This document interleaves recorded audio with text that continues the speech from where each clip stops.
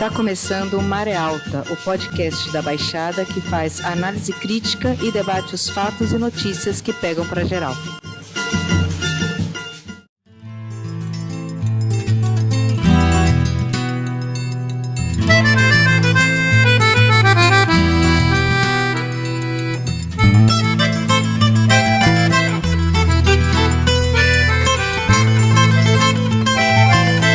Repare não, mas enquanto em Goma Calça eu vou lhe contar uma história bem curtinha, fácil de cantar. Porque cantar parece com não morrer, é igual a não se esquecer que a vida é que tem razão. Porque cantar parece com não morrer, é igual a não se esquecer que a vida é que tem razão. Bom dia, boa tarde, boa noite. Olá, ouvintes do podcast Maré Alta. O programa de número 35 está no ar. Hoje é quinta-feira, dia 26 de agosto. Eu sou Patrícia Camargo, cervejeira e produtora cultural aqui na Baixada, né? E como a pandemia ainda não acabou, cada um está gravando da sua casa. Eu estou em São Vicente e o Fernando, né, que é da área da saúde, está em Itanhaém. Tudo bem por aí, Fernando? Tudo bem, meio calor, mas tudo bem. O Rugai, que é professor, vai falar pra gente do som que estamos ouvindo. Olha, ele é professor e cervejeiro.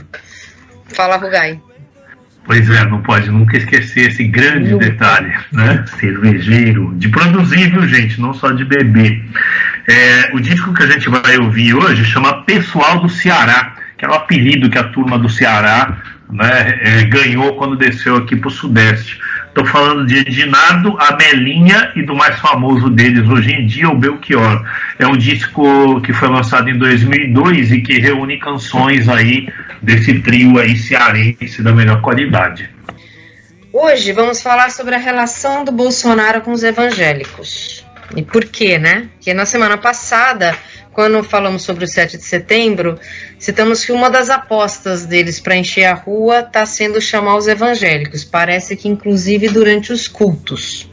E claro, não estamos falando de todos os evangélicos, né? De todas as igrejas evangélicas, ou que todos os evangélicos têm essa posição, tá bom? Antes vamos ver o destaque de cada um. Eu vou começar.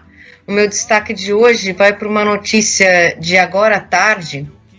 Dória disse que não permitirá o ato da oposição no 7 de setembro, que já está reservado para o grupo pró-Bolsonaro.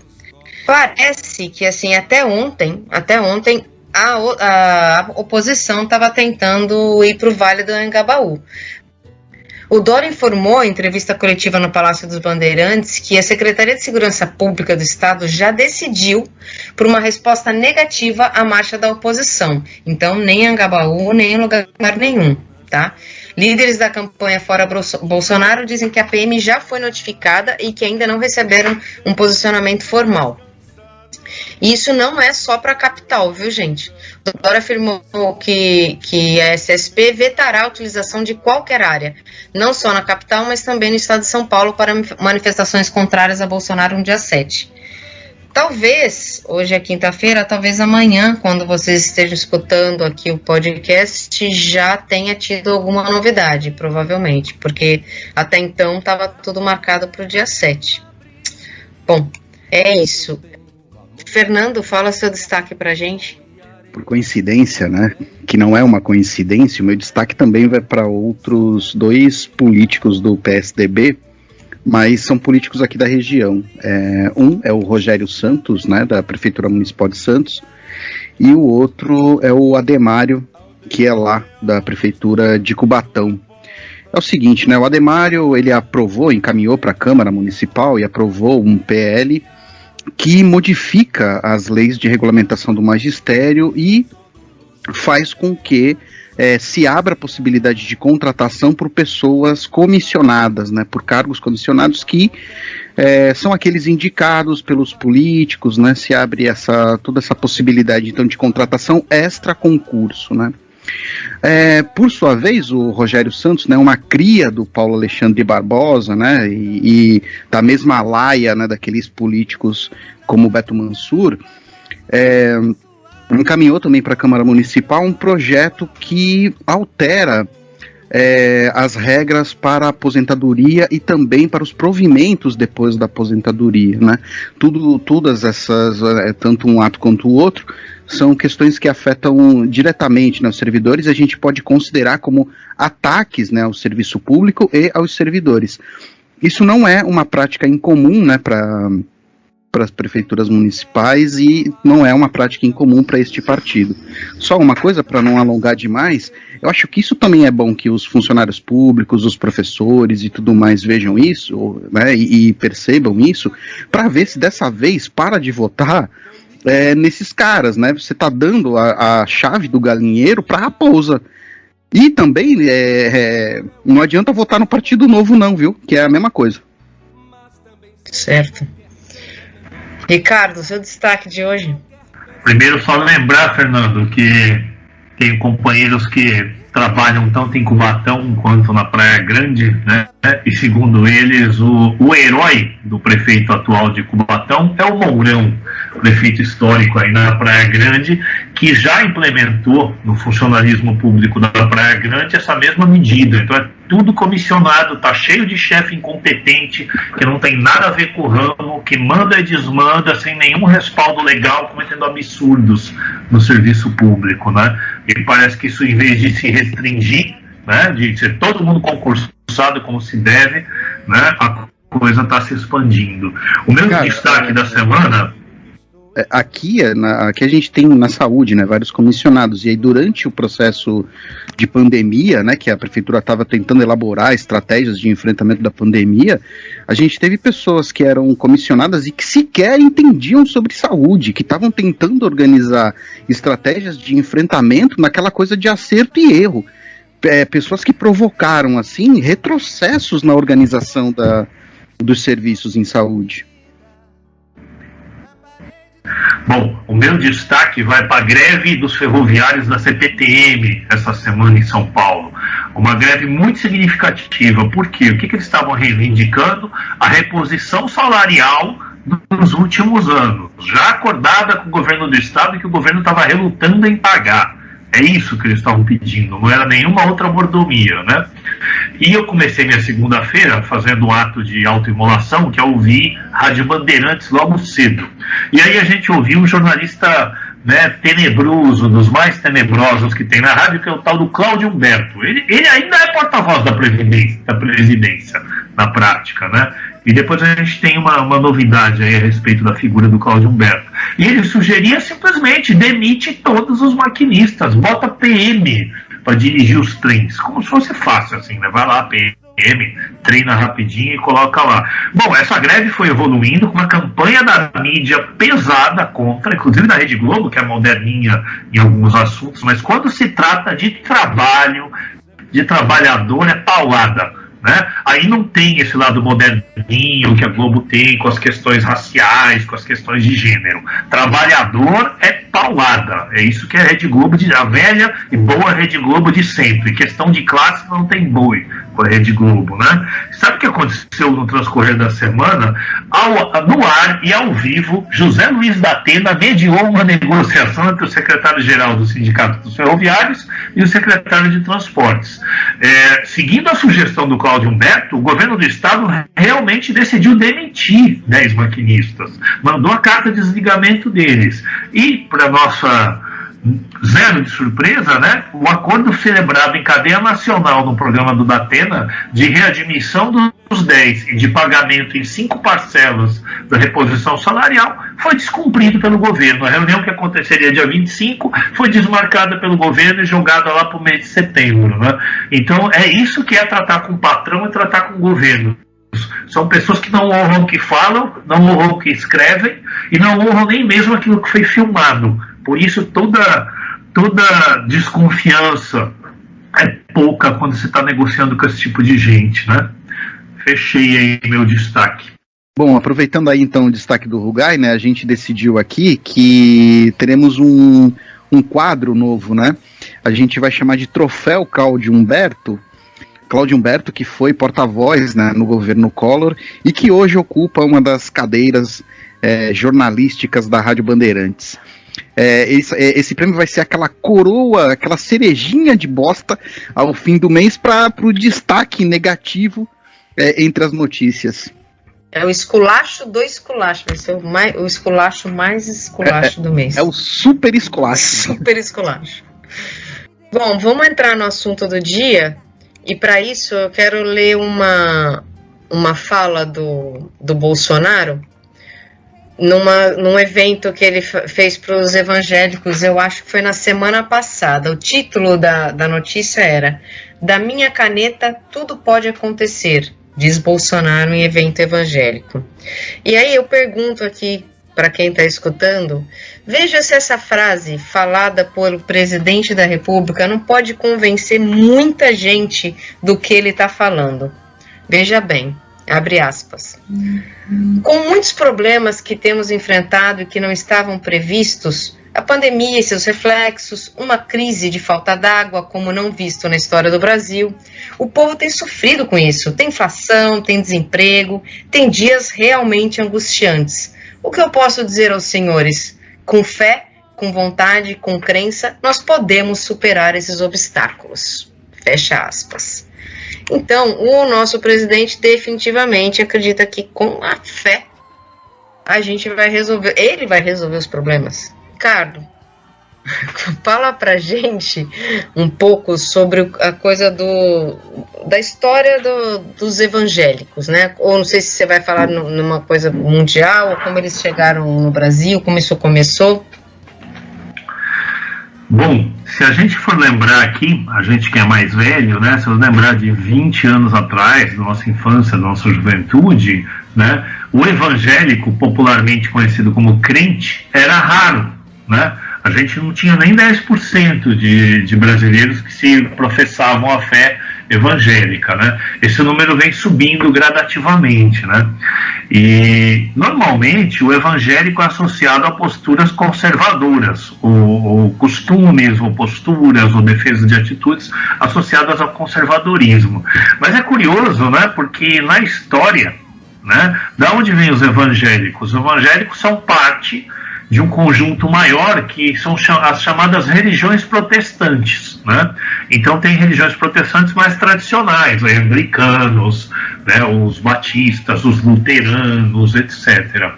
Essa primeira onda de protestantes vem de séculos atrás, né? Então, a pequena parte didática aqui, sem ser chato, mas a gente tinha na Europa cristã uma única religião cristã, né? Deus supostamente teria uma única igreja. Essa igreja seria católica. Qualquer outra manifestação religiosa era tratada como coisa de infiel e deveria ser combatido. A gente teve centenas aí de guerras religiosas, as cruzadas, e aliás os católicos eram muito mais intolerantes, por exemplo, com os islâmicos e com os judeus do que o inverso, né? Se não fossem, por exemplo, os islâmicos, a gente teria praticamente perdido. Toda a cultura greco-romana teria sido destruída por parte dos católicos lá durante a Idade Média. Mas, quando os protestantes surgem, eles surgem, e daí vai surgir o conceito, inclusive, de tolerância, que vai até para a política, né? Eu não gosto de você, mas você tem direito de existir, professar sua fé ou sua doutrina política, né? O Estado passa a ser laico por conta dos protestantes, porque até então o Estado e a religião era uma coisa só, né, as monarquias católicas, etc., né, então você não tem diferença de política e religião. Com a presença dos protestantes, e como tem mais de um credo religioso, o Estado tem que se tornar laico, acima dessas religiões, ou neutro religiosamente, né? Então é interessante, boa parte dos filósofos iluministas, mais progressistas da época, vêm de religião protestante, né? Então a religião protestante estava mais associada a um signo de modernidade e de liberdade, mais inclusive do que os católicos. Aqui no Brasil a coisa segue mais ou menos dessa forma, mas a partir do final dos anos 70 vai surgir o ramo neopentecostal, né, que é mais associado aos evangélicos. Muitas dessas igrejas vêm do Rio de Janeiro, do subúrbio da periferia do Rio de Janeiro, basta ver o R.R. Soares, né, o Edir Macedo, etc. E essas religiões vão ter um perfil bem diferente. Elas vão apelar muito mais para um senso individual do que para um senso comunitário ou social, né? Quem lembra da Igreja Católica nos anos 80, 70, 80, apesar da cúpula sempre ser conservadora, a gente tinha movimento eclesiais de base, a gente tinha pastorais operárias, pastorais carcerárias, e a igreja pregava alguma espécie de libertação que se daria de forma coletiva, ou no plano social, né? Já as igrejas neopentecostais reforçam muito a questão do grupo escolhido, da pessoa escolhida, dessa relação individual, quase como uma relação de investimento, onde eu coloco a minha fé, eu coloco o meu dízimo e sou recompensado individualmente e materialmente, né? Então isso aí vai se ligar muito facilmente a noções de ascensão social, de empreendedorismo, etc., né? Acho que por uma primeira intervenção é por aí. Fernando, a gente andou falando aí na nossa reunião de pauta, a gente terminou rindo com isso. O Bolsonaro não é evangélico, né? Não é. Ele é católico. Cara, o Bolsonaro é o que for necessário ser. Mas Michele parece. Michele, sim, Acho que a informação que a gente tem é que sim. Mas o Bolsonaro é esse cara, que ele vai ser o que precisar ser, né? Pra onde ele acha que a coisa tá cantando, ele vai. E é curioso, assim, né? Como ele vai transformando, inclusive, essa discussão política numa guerra, né? Numa guerra espiritual, né? Ela tem natureza política, mas ela vai se caracterizando como uma guerra espiritual. E é isso que vai ressoar, né, entre pelo menos uma parte dos evangélicos, né? E aí eu acho que é também interessante, né, a gente perceber que quando a gente fala evangélicos, acho que é isso que o Rugai começou falando, né? A gente está falando de um espectro, né, de tendências e que são diferentes entre si, né? Inclusive algumas dessas tendências se colocam de fato no campo progressista, defendem uma separação entre a política e a religião, e aí eu acho que é onde entram, né, essas outras tendências, né, que aparecem no Rio de Janeiro, como o Rugai disse, em outros lugares, né, não só no Rio. E que a Assembleia de Deus talvez seja a maior expoente, assim, né, dessa tendência, que tem uma maior disposição, inclusive, para se adaptar a essas transformações da sociedade e que, portanto, também tem uma disposição maior para se encaminhar, né, para o campo da política, né. Ou seja, né, não há uma separação, então, entre a religião e a política para essas tendências, que justamente são as tendências neopentecostais. Eu acho que há diversas coisas que são interessantes e eu acho que muitas das características, né, então, só uma coisa, a gente teve um deputado eleito lá nos anos 30 pelo Partido Socialista Brasileiro, que era evangélico. Então, só lembrei disso porque os evangélicos na política têm uma longa história também, né, tanto no campo mais progressista quanto no campo mais à direita, né. Os evangélicos também apoiaram a ditadura, eles estavam presentes, assim como os católicos, na Marcha para Jesus e para a Família, isso, né? Marcha para Jesus e para a Família, né? Mas acho que também é interessante perceber que a partir dos anos 60 a Assembleia de Deus ela cresce bastante, e uma curiosidade disso é que as regiões que ela foi crescendo são regiões de maior fluxo de migração. Esse crescimento ele acompanhou os ciclos econômicos no país, e quando, por exemplo, a queda do ciclo da borracha no norte, houve uma migração para o sudeste. E, curiosamente, o aumento dessa, né, corrente, ela cresceu conforme esses ciclos de migração. O que é bastante curioso, porque a gente vai, com isso, traçando um perfil sobre quem são os evangélicos, né, ou pelo menos uma parte dos evangélicos, e que está ligado, então, ao retirante, ao trabalhador que na organização da sociedade encontra os trabalhos mais precários, é o trabalhador que recebe menos, é o trabalhador que está na periferia, né. Acho que isso ajuda também a gente a entender por que é na periferia onde se emparelham, né, onde se acumulam um conjunto grande de igrejas evangélicas que vão aparecendo. E aí eu acho que tem outras características que eu acho que também são importantes, né? Porque a gente também pode pensar, bom, e o que dá coesão para esse grupo, né?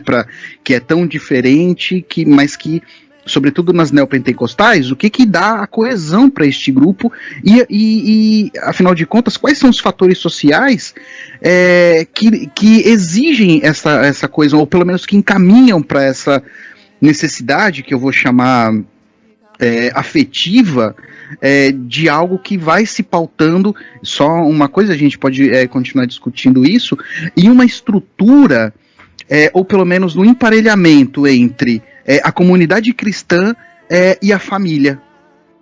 Por que eles foram parar na política com esse peso todo, né? Já que existe a bancada evangélica. E eu, particularmente, nunca ouvi falar na bancada católica, se é que houve. Ou, por que existe o pastor que é deputado, mas padre não? Né? Assim, que momento que eles chegaram com essa força toda aí no Congresso? Não só no Congresso, né? Agora, inclusive, porque a gente tem que falar que ele vai cumprir, né, talvez a indicação dele do André Mendonça, onde ele disse que vai convencê-lo a orar, né, durante as aberturas das sessões do STF. Um ministro terrivelmente evangélico, né, conforme foi prometido, né? Ele disse que vai cumprir. Eu acho que a resposta à tua questão tem um pouco a ver também com o que o Fernando falou sobre a expansão deles para a periferia. Os católicos são institucionalizados, grandes e burocráticos, muito ligados ao poder estabelecido, né? Então, por exemplo, a velocidade de expansão das igrejas católicas está condicionada a toda uma aprovação, uma alta hierarquia, estudos, o padre é ordenado, tem estudos, eles são lentos para responder às demandas da realidade. Não surge uma favela e um mês depois aparece uma igreja católica lá. Mas, em qualquer favela que surge, vai abrir uma portinha, nem que seja uma garagem improvisada ali, onde vai ter um culto evangélico do pastor, que se ele leu a Bíblia e se sente à vontade para bater no peito e falar, eu sou pastor, ele vai ser pastor, ele não precisa de aprovação, de inscrição. Então, a expansão da igreja evangélica, inicialmente, é desburocratizada. São pequenas igrejas, que depois se tornam grandes negócios, né? Mas a maioria delas é pequenas igrejas. Então, essa agilidade que as igrejas têm para se espalhar na periferia, e aí acho que pode vir tanto de um plano empresarial de uma igreja evangélica que já é uma mega empresa, como as Deus e Amor, as Universais da vida, quanto igrejas evangélicas menores que são abertas por iniciativa espontânea da comunidade do seu pastor. Né? Acho que tem dos dois modelos de expansão, mas ambos respondem rapidamente à realidade. E aí tu pega alguém lá no Nordeste que tinha um vínculo com a fé católica lá, normalmente, chega aqui desenraizado, sem família, sem emprego, etc. A igreja se torna lugar de acolhimento, a igreja se torna lugar de arrumar emprego, de cantar junto, fazer uma catarse, chegar um pouco mais leve em casa, etc. Né? Reconstituir laços. A Igreja Católica tem ordenamentos próprios que impedem os padres de participarem da política, diferentemente dos pastores, né? O pastor, outro dia eu vi até um post engraçado de um amigo que falou assim, é uma concorrência muito injusta, né, gente? O padre leva anos estudando, ele não pode casar, ele não pode acumular bens pessoais, nada no nome dele, enquanto que o pastor pode tudo isso.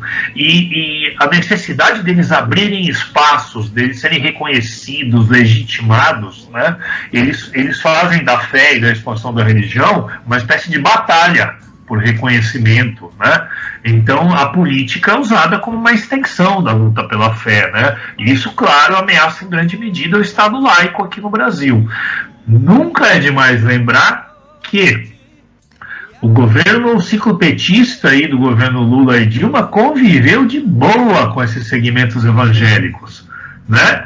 Principalmente com a Edir Macedo, TV Record. Não vamos esquecer que os caras foram lá no Templo de Salomão inaugurar, que o Lula despejou verbas e mais verbas na TV Record, querendo, em vez de fazer uma TV pública poderosa, turbinou a Record, potencialmente para moderar a Rede Globo de televisão, né? E aí, meu filho, aquele ditado espanhol, né? Cria corvos e te arrancam os olhos, é isso.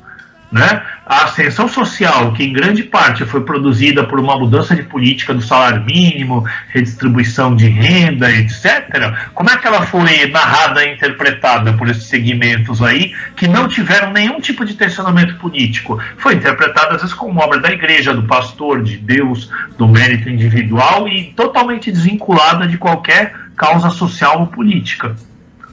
Completando o que você está falando, que teve uma notícia nessas pesquisas que a gente fez, né, que acabou de chegar aí para a CPI da Covid, que ao menos 32 apresentadores e influenciadores receberam cachês recentemente para fazer campanha para o governo Bolsonaro, da Rede TV e da Record TV.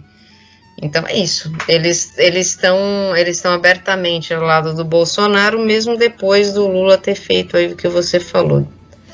Eu queria retomar um ponto, né, porque a gente está falando, né, e de novo vão aparecendo esses elementos que vão dando alguma coesão para esses grupos que não são heterogêneos, né, eles são diferentes, eles têm tendências diferentes, eles defendem formas de atuação política e religiosa às vezes diferente, mas dentro desses grupos existe, enfim, coesão, existem alguns princípios, né, que norteiam ali, né, essa unidade. Acho que a tua pergunta, Patrícia, e também acho que não é... Acho que é importante também a gente lembrar que se evangélicos e católicos apoiaram o golpe militar, em 68 a Igreja Católica começa a se retirar disso. E a Igreja Católica, por outro lado, também, me parece aí, e aí vocês, né, falem também o que pensam, que parece que a Igreja Católica sempre teve uma proximidade em relação ao Estado, ela apoia o golpe militar, por exemplo, ela esteve presente em outros tempos, e a Igreja, o catolicismo, né, ele era a religião oficial do país. Isso colocava os evangélicos fora. Na medida em que os católicos se retiram, né, ou retiram o apoio ao governo em 68, isso impulsiona, por exemplo, que os evangélicos permaneçam no lá. E, inclusive, a entrada dos evangélicos hoje, como a gente vê, é uma disputa de poder. Então, assim, se a ameaça de que, com a Constituição de 88, o catolicismo voltasse a ser reafirmado como a religião oficial do país, faz com que os evangélicos se organizem, disputem as eleições e garantam que isso não vai acontecer. Né? Então, acho que é importante também, acho que esse processo histórico, né? Depois, aí, esse processo, né, que o Rugai fala da busca, né, por apoio evangélico de Lula, a participação da Dilma, é o que a gente está voltando a assistir, né? E o que a gente está vendo, e parece que vale também a pena a gente lembrar, que os evangélicos correspondem a 30% da população, né, segundo o último censo, se não me falha a memória. E aí, é um número considerável em disputa, né? Então, existem tendências, também no PT, existe uma seção do partido, né, que é evangélica e que tenta fazer novamente uma aproximação do Lula com esse setor. O que eu acho, gente, assim, e aí talvez seja uma questão mesmo para pensar, né? A gente vai ter que lidar com o bolsonarismo durante muito tempo depois do Bolsonaro. Eu acho que o bolsonarismo não acaba com a saída do Bolsonaro. Acho que esses grupos, ou pelo menos os grupos mais conservadores, e me parece que esses grupos neopentecostais, eles vão para onde o poder toca. Eles não são necessariamente uma direita, eles estão lá no centrão, eles vão para onde o fisiologismo aponta. De qualquer forma, eu acho que as pautas que o Bolsonaro defende, sobretudo em relação aos costumes e à moral, dialogam demais assim com aquilo que essas religiões neopentecostais defendem. Então, eu acho que mesmo que o Lula consiga se aproximar desses setores, mesmo que o Bolsonaro perca as eleições, a gente ainda vai ter que lidar durante muito tempo com aquilo que são os princípios do bolsonarismo e que estão presentes na nossa sociedade antes do Bolsonaro. Eu estava pensando aqui, né? Esse tema rende muito. Faz tempo que a gente está para pautar esse assunto, né? Esse assunto tem 1000 abordagens possíveis, né?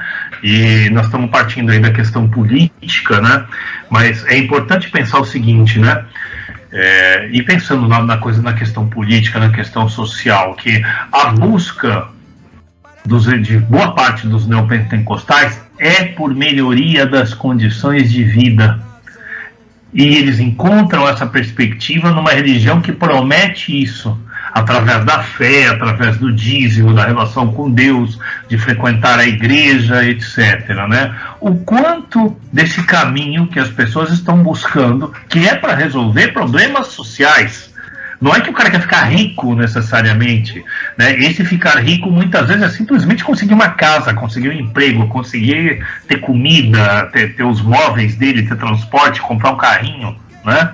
O quanto que a falta de perspectiva política a partir dos movimentos sociais ou dos partidos, né? É inegável que há uma retirada da esquerda das periferias já produzida há décadas, né? Os movimentos de bairro contra a carestia, mesmo os movimentos sem teto, vários movimentos se retiraram e abriram espaço também, né? Para a sociabilidade, para as demandas das pessoas serem encaminhadas através das igrejas, né? Então, não é possível entender esse crescimento também simplesmente com um debate religioso, sem levar em conta essa consideração, né? As pessoas estão ali buscando melhoria de vida. Não, as igrejas, elas doam cesta básica, né? Sim. Elas mediam conflitos conjugais, elas cuidam dos doentes, elas acolhem os marginalizados. Né? Elas estão nos presídios, mesmo que ela pretenda moralizar num sentido conservador essa pessoa, ela acolhe o preso e fala assim, não importa o que você fez, basta você ter fé que você vai ser perdoado, né? E para todos os desviantes de uma maneira geral, né? É quase um lugar comum, quase como é que fala?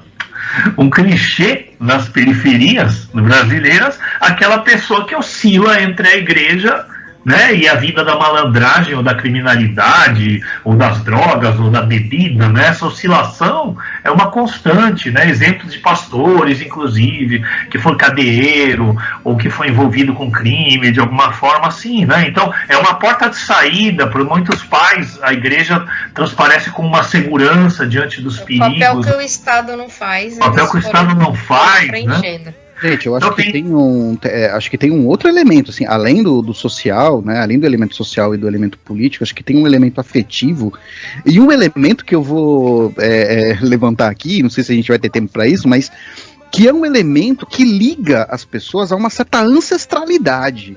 Então, assim, a gente está falando, né, na maior parte das igrejas evangélicas nas periferias, onde a população é predominantemente preta.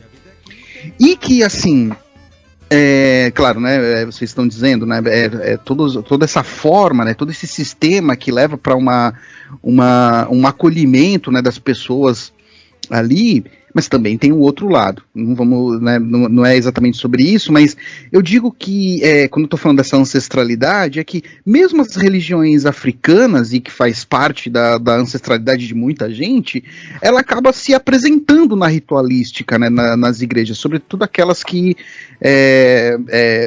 eu não sei como chama, mas naquelas que apresentam transe, naquelas que apresentam a incorporação, né? Acho que isso é uma forma de ligação também com uma certa ancestralidade e que se mostra, quer queira, quer não, nesses espaços. Um segundo elemento, né, eu falei que eram dois, né, o primeiro a ancestralidade e o segundo o elemento afetivo. Eu não acho que é pouca coisa, né, somado ao desemprego, somado à insegurança alimentar, somado a diversos outros fatores que faz a população sofrer na vida cotidiana, você chega nesse espaço em que, a princípio, você é tratado como irmão. Essa é uma postura extremamente democrática, inclusive, porque todos fazem parte de uma certa unidade, que estão submetidos ao pai e que o pai distribui o seu amor de forma igualitária entre todos os irmãos, o seu amor e as suas riquezas entre todos os irmãos, com uma questão que é tudo ao seu tempo, né, e também tudo em acordo com o seu esforço. No momento em que a gente vive cada vez mais uma insegurança, né, a gente caminha, né, a gente vê textos e pessoas falando assim de um receio do mundo chegar no fim, assim, né, dos impactos que a gente vê no campo ambiental, cada vez mais as dificuldades em relação à economia aumentando a linha de miséria. E aí a gente encontra espaços em que não é somente uma forma de compensação, eu não estou dizendo isso, mas eu estou dizendo que espaços onde se pode compartilhar de uma certa unidade, de uma certa coerência, que se pode compartilhar dentro dessa unidade de laços afetivos que vão apontando para uma direção contrária à direção que o mundo parece que caminha. Então, se de um lado o mundo parece caminhar para o seu fim, o que se encontra nessas correntes, mesmo na teologia da prosperidade, é a coerência, é a unidade, mas é a possibilidade de produzir novos vínculos afetivos, quando o que a gente vê a partir da racionalidade neoliberal é a quebra do laço social, é cada vez mais a dificuldade de ações coletivas, né? É sempre o extremo individualismo, ainda que essas religiões também se aproximem disso, né? De afirmação do individualismo,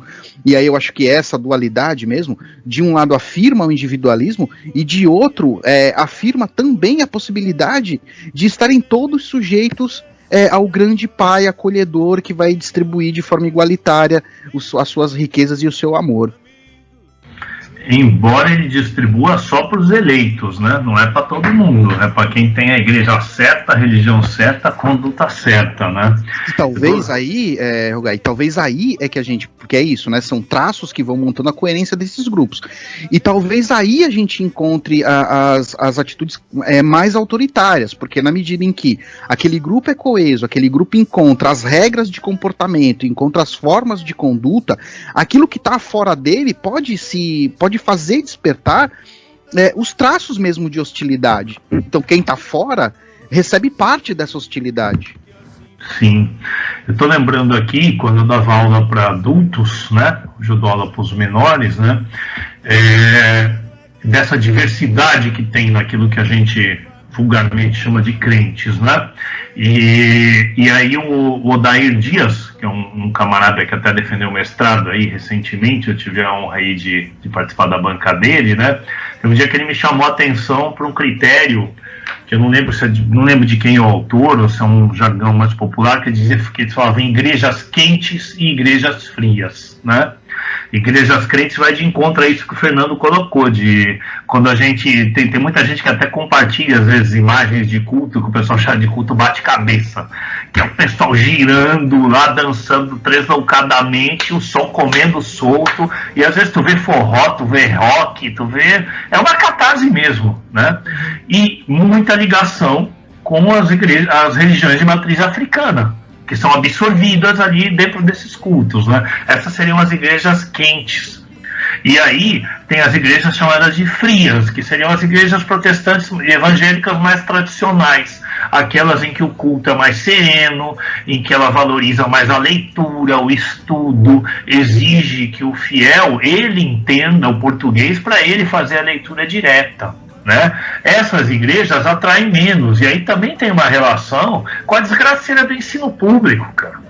Porque o cara que mal sabe ler, como é que ele vai se dar bem numa igreja que exige que ele faça uma interpretação de Bíblia, que exige uma certa disciplina nesse sentido? Ao passo que na igreja quente, entre aspas, ele vai lá, canta, dança, se esguela, participa, e a interpretação da Bíblia para ele vem pronta do pastor.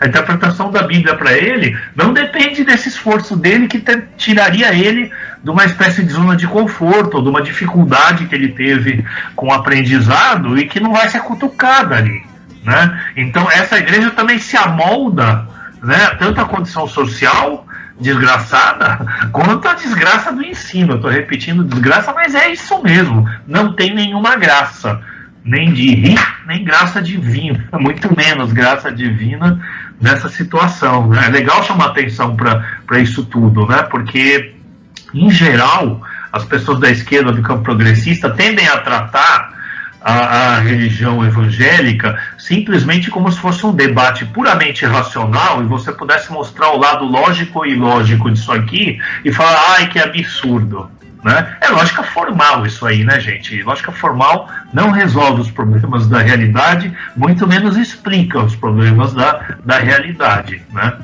Já te dei para finalizar aí, né? Tem vários sons do Racionais onde eles falam qual é a diversão, é o bar ou a igreja, cara. É o bar ou a igreja. Em muitos lugares as opções que tem são essas. Se o cara for pro bar, ele corre o risco de arrumar treta, se desgraçar. Tem gente que fala no bar só tem homem, na igreja pelo menos eu posso conhecer uma namorada, etc. Eu já vi argumentação desse tipo para ir para a igreja, por exemplo.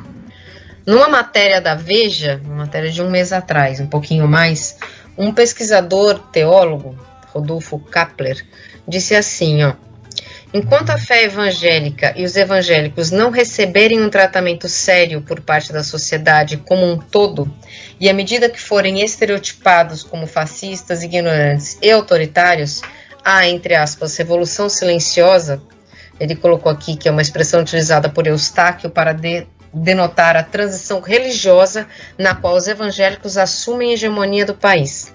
Ocorrerá distanciando-os de propostas políticas identificadas como progressistas e mais centristas e aproximando-os de candidatos populistas e reacionários.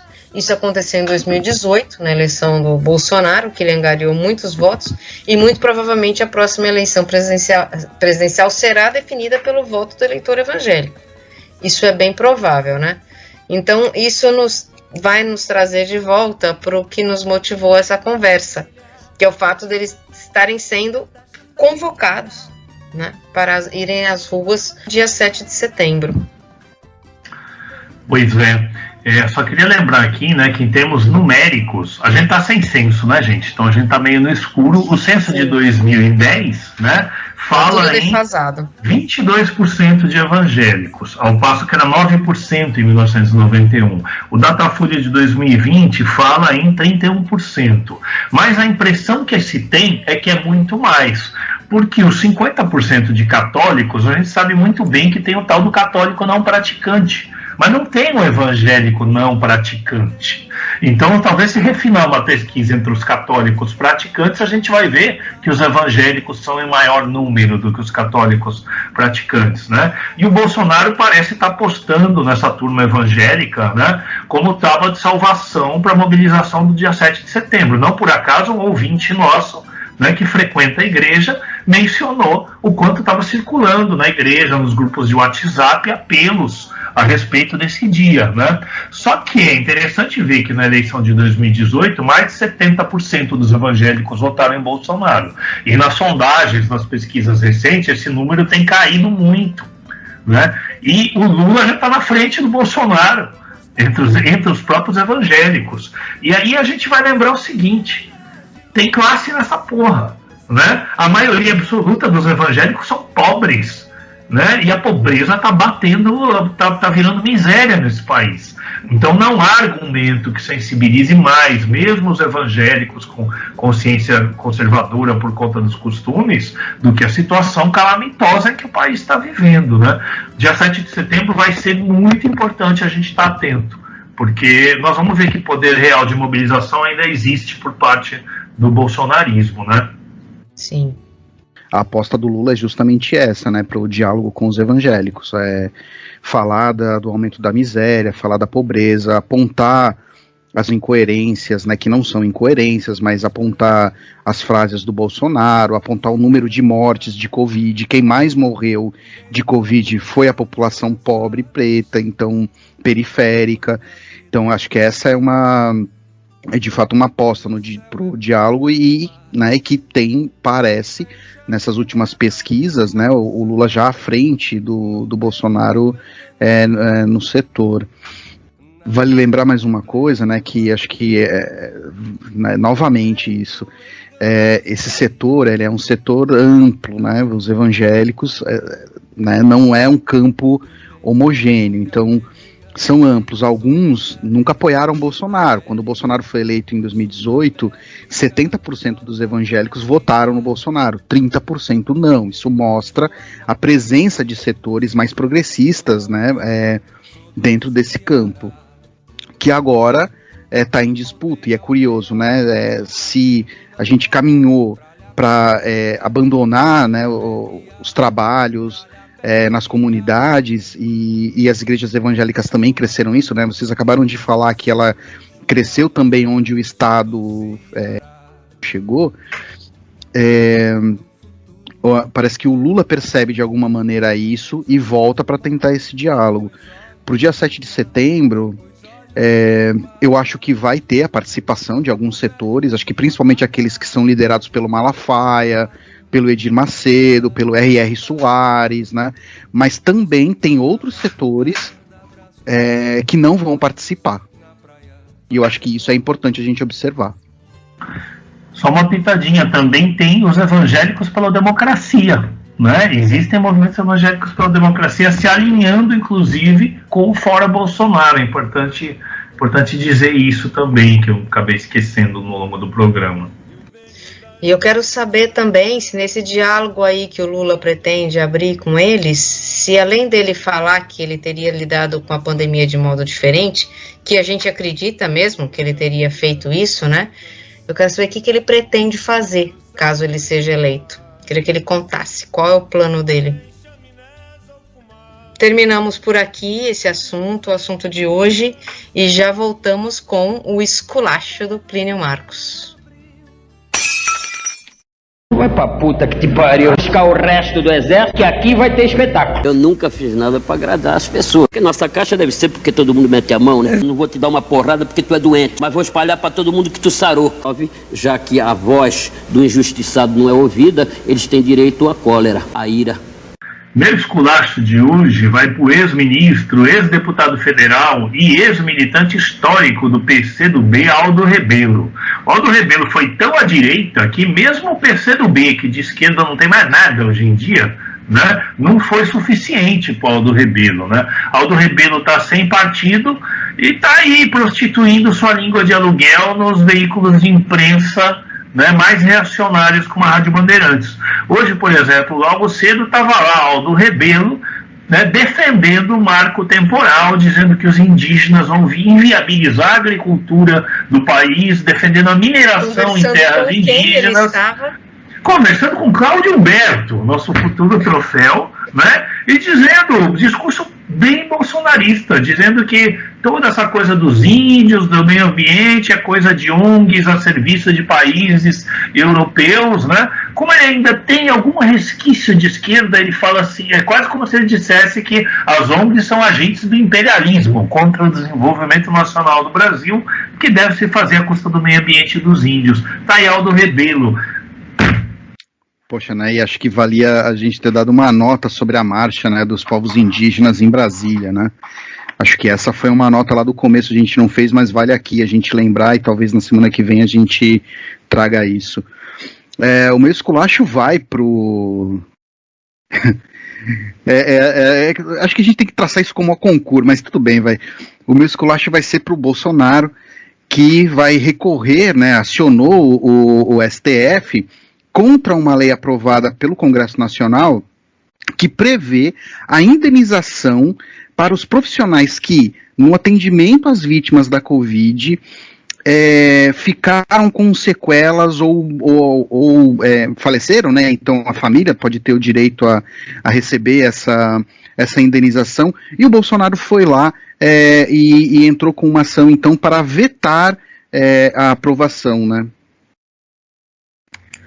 O meu esculacho vai para um prefeito da cidade de Criciúma, que demitiu um professor por exibir um clipe do cantor Criolo, um clipe onde fala sobre diversidade. O nome da música chama Etérea. Olhem a fala do prefeito. Eu vou ler aqui para vocês. Essa viadagem na sala de aula nós não concordamos. E se os pais souberem de algo parecido que foi exposto para os seus filhos, por favor, entrem em contato com o município de Criciúma, que o professor que apresentou esse tipo de vídeo ou comportamento inapropriado será exonerado, sem chance de continuar sendo funcionário da prefeitura. Ficamos por aqui com o programa Maré Alta da semana. Agradecemos a todos que estiveram conosco até agora. Até a semana que vem.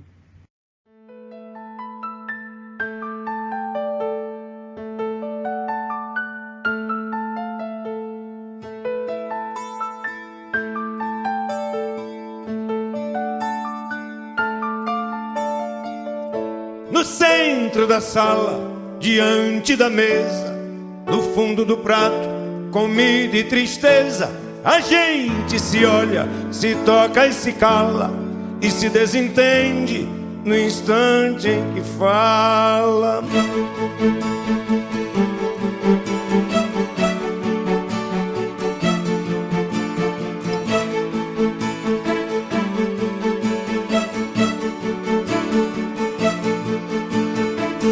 Cada um guarda mais o seu segredo, sua mão fechada, sua boca aberta, seu peito deserto, sua mão parada, lacrada, selada, molhada de medo.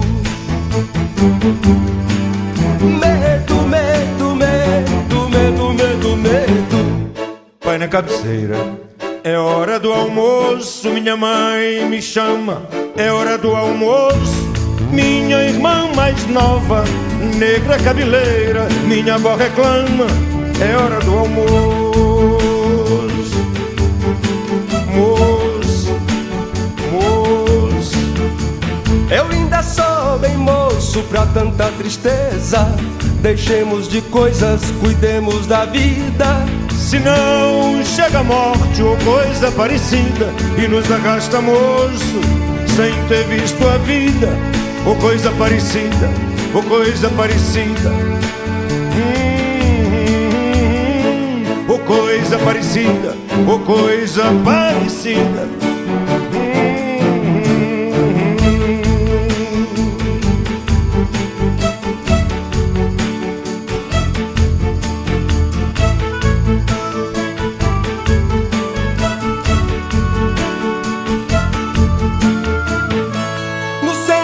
Sala, diante da mesa, no fundo do prato, comida e tristeza. A gente se olha, se toca e se cala, e se desentende no instante em que fala.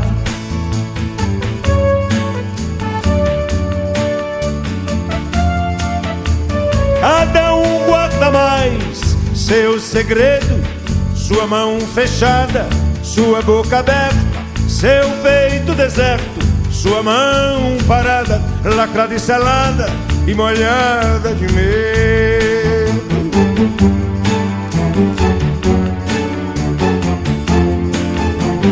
Pai na cabeceira, é hora do almoço. Minha mãe me chama, é hora do almoço. Minha irmã mais nova, negra cabeleira, minha avó reclama, é hora do almoço. Moço, moço, moço. Eu ainda sou bem moço pra tanta tristeza. Deixemos de coisas, cuidemos da vida. Se não chega a morte ou coisa parecida, nos arrasta, moço, sem ter visto a vida. Ou coisa parecida, ou coisa parecida, ou coisa parecida, parecida. Ou coisa parecida, ou coisa parecida, ou coisa parecida.